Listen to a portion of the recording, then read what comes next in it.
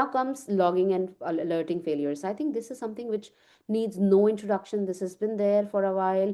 And then this is the most important. So if a breach happens and there are no logs recorded, the CISO will get blamed, or who will get blamed? Everyone will get blamed.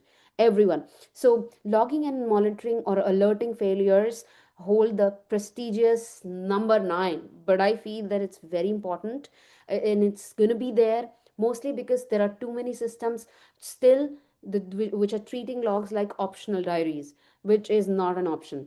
So we need to make sure we have properly logging the system. And there are multiple CWEs associated with it as well. And without logging monitoring, we cannot figure out what went wrong, where went wrong, how or where things go south. So it's very important. And most importantly, it's something which is key, so treat it like that. There's no exception to it.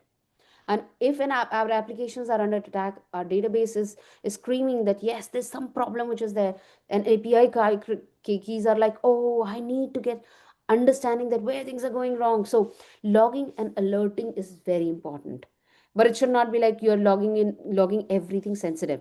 It's about logging the important items, understanding that yes, this is a system. If there's something which is unusual which is happening, we are monitoring it. If there's any error which came out as part of the app which is being logged, those error has to be logged. And logs sit on a single server, so waiting for a disk to crash, I think this is not something which we want. So make sure you have backups of all those logs. Now how does it work? So here, if you see, in 2018, for an airline, attackers stole information on so many customers, 400,000 customers, where they had login credentials, personal data, where they had credit card information. And what they did not know, or the airline did not have proper logging and monitoring systems in place. So they did not realize that where things went wrong and who all were involved. But when they were notified by an external agency about the breach, they were fined $26 million.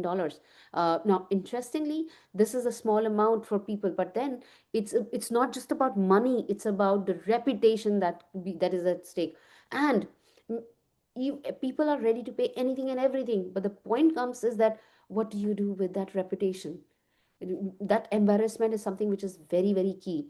So make sure you log in everything which is there, all login access controls, and all those validations have to be in place, because we can't deal with something which we don't know about. If something goes wrong and if we don't have any information about it, at least you can go back into the logs and check it out.